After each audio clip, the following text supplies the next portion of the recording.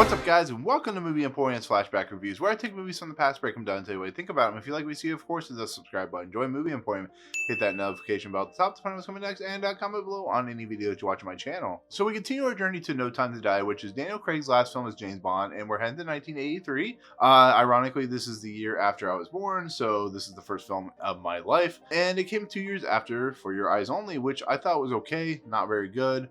But this movie I shouldn't have liked at all. But this movie was actually quite entertaining, was a lot better than I thought it was going to be, and had some really fun action sequences. Some of the best action sequences in the series so far. Now this title, which is called Octopussy, would never happen today. There would be no title of that circumstance in any form or factor because it's very suggestive, it's very sexual.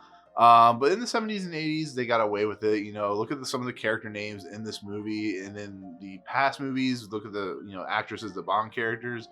It just wouldn't happen today, but it's still a fun title. It's still as Bond as it can get. But this brings back John Glen as the director in his second film in this franchise. I see a very much marked improvement from John Glen. I think he's done a much better job with this film. The action sequences are much better edited. This, James Bond himself is a much better character. And it's just an all-around fun movie. I don't understand why it's so divisive. Maybe it's the fact that the movie is a lot of nonsense and really goofy. But they're all like that. But there's levels of nonsense and goofiness that I can handle more than other movies in this franchise. I mean, Man with the Golden Gun, as good as Christopher Lee was in that movie, the movie sucked. That's basically the fact of the matter. It just was a terrible movie. And it's just really strange that people really didn't like this movie, but it is what it is. This movie did pretty well, not as well as the last movie. Brings back Roger Moore in his second to last film in the franchise. This is, to me personally, I think is his best film in the entire franchise. I think he is on point. He's still a little wooden, still a little, not great, and he's definitely showing his age. But I think he's having the most fun here. I think he's enjoying himself the most, maybe because he thinks this is his last film, because another fact I found out about this movie is Timothy Dalton, who actually takes over the role of James Bond after A View to a Kill, he was actually in line to take over this role all the way back to On Her Majesty's Secret Service, but as he put it, felt like he was too young for this role. So it would have been interesting to see Timothy Dalton actually come in the line of James Bond himself, but it would have pushed out Roger Moore, which is really fascinating. So the lineup of this whole thing kind of is really fascinating, really unique.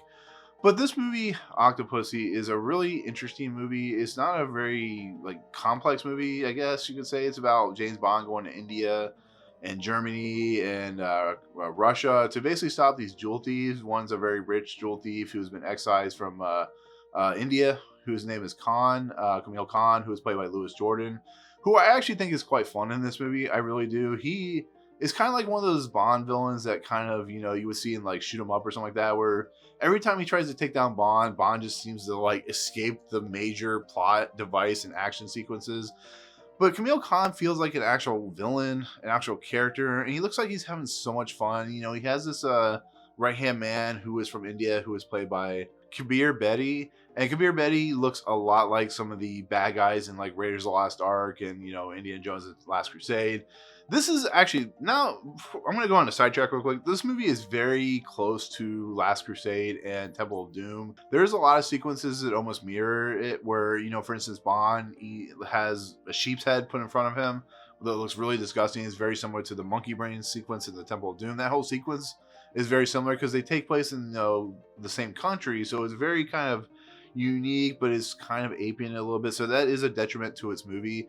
And there's a lot of sequences, for instance, the action sequence where Bond is fighting Bedi on a plane in the middle of the sky, but Bedi is the whole sequence in Raiders of the Lost Ark where Bond is fighting that big Nazi guy, and it's just very similar to that.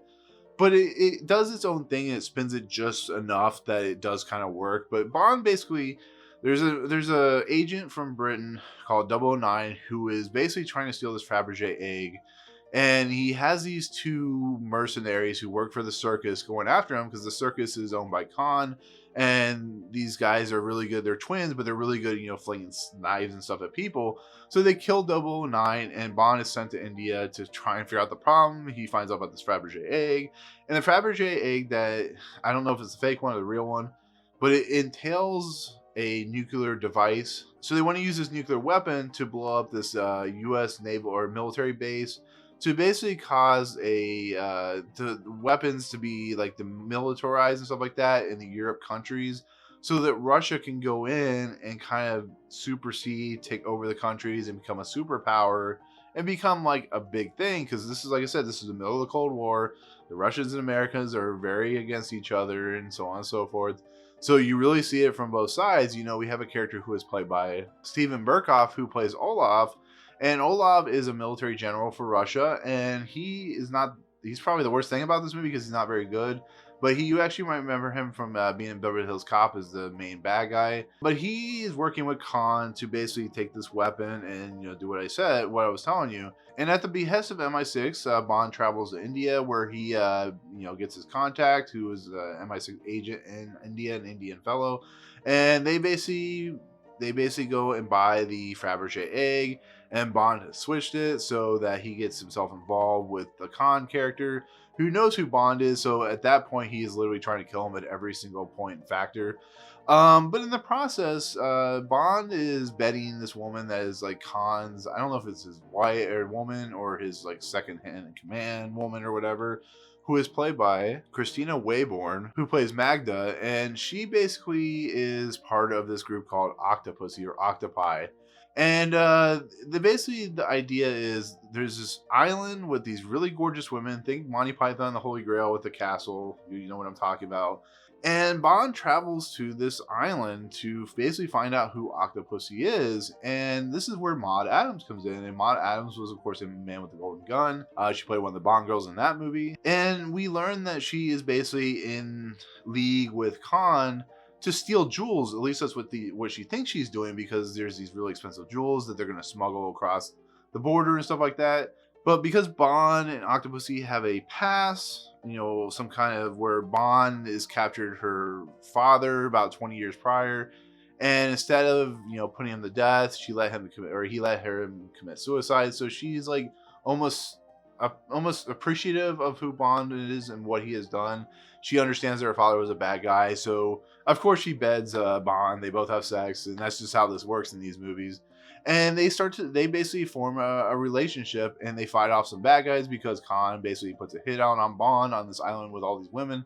So from the point of where Bond meets Octopussy till that segment, this is where I think the film really gets its groove. But what I'm trying to say is there's a point where it's really goofy, right? So at the very beginning of this sequence, Bond goes to this island where all these ladies are at, and he's going in like an alligator outfit of some sort, like a machine, which really reminded me of Ace Ventura When Nature Calls, with Ace Ventura and the rhino and stuff like that. It's not saying he like looks like the rhino's giving birth to Ace Ventura, but I'm just saying that like the alligator stuff's really similar in a lot of ways. Maybe that's where Ace Ventura got his, jokes from. But that point on to when Bond goes over to Soviet Russia and Germany, to where the Berlin Wall is at, because it's dealing with the Cold War, which is really interesting because M sends Bond on the other side of Germany to the point where it gets really, it's really serious, and he could die. I mean, it's a really dark moment.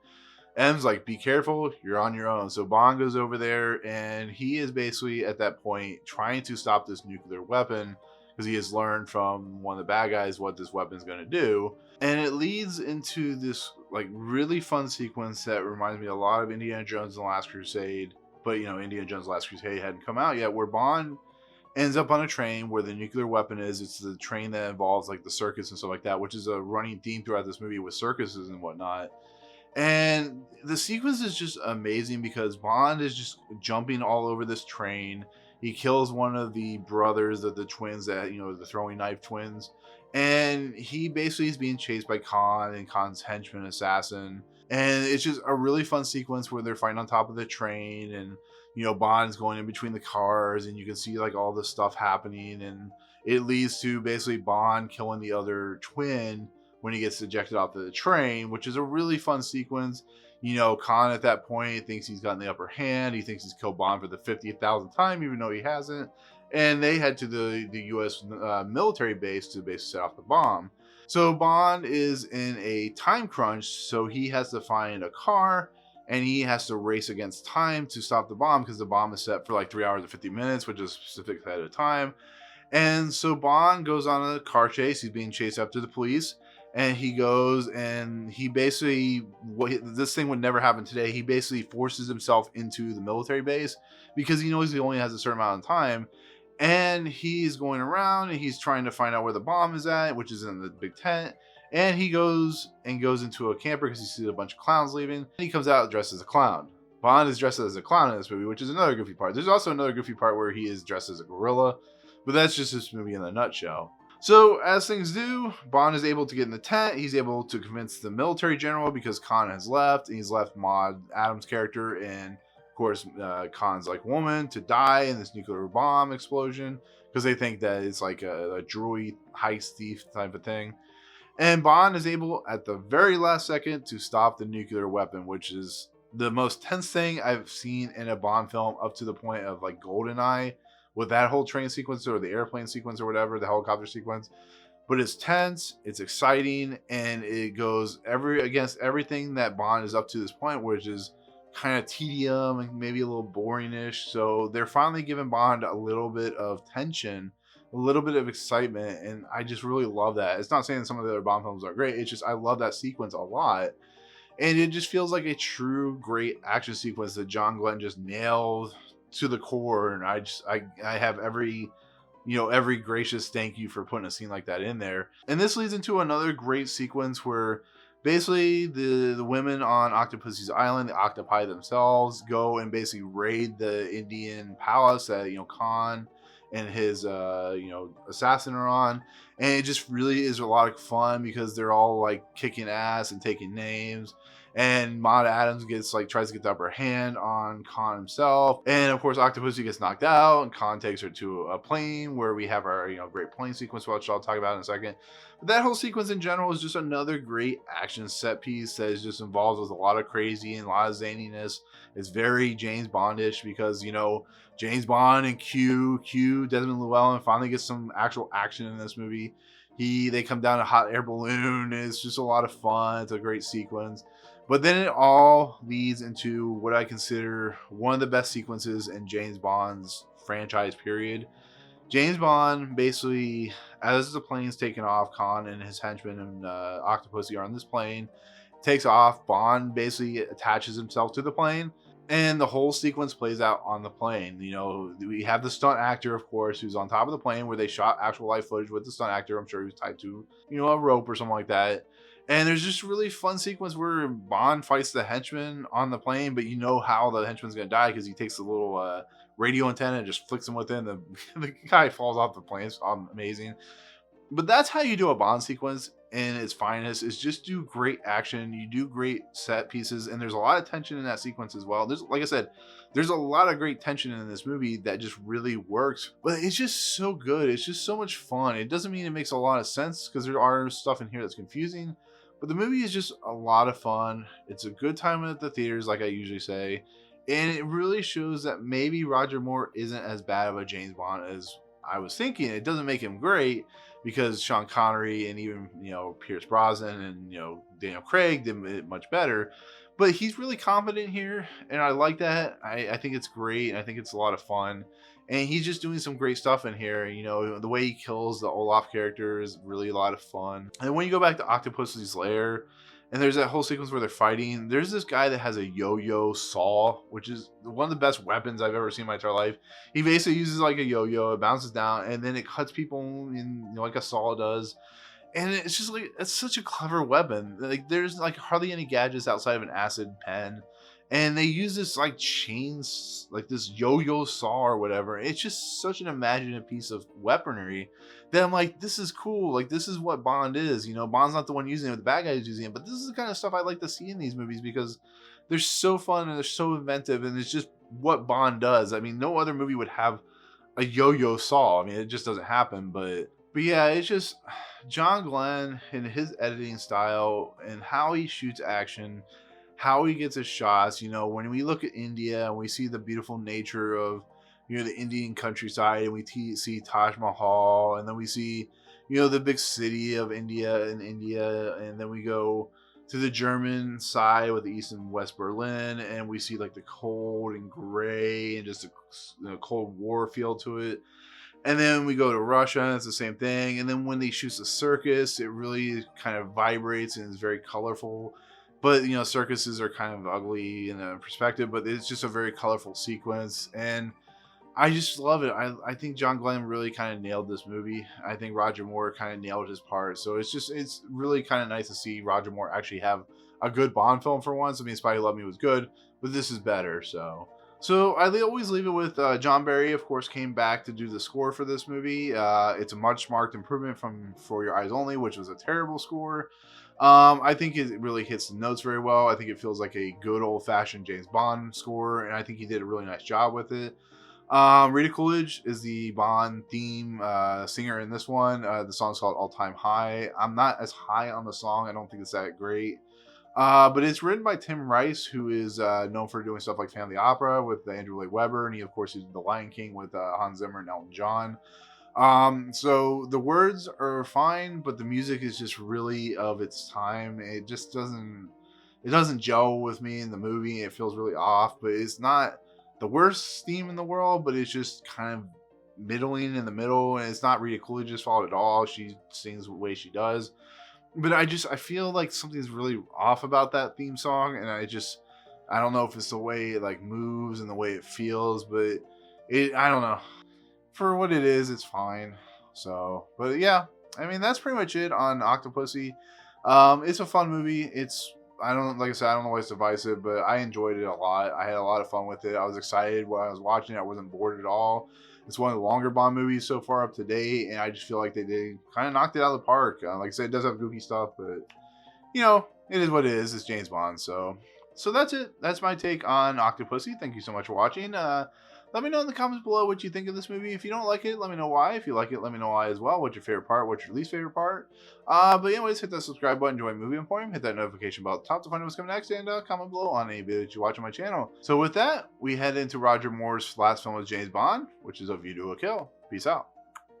What's up, guys? Thank you so much for checking out Movie Emporium. I really appreciate it. If you want to, go ahead and hit the subscribe button. Hit the notification button and the bell at the top. Find out what's coming next for Movie Emporium.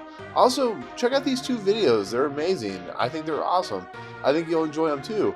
But otherwise, thank you so much for watching, guys. We'll see you next time.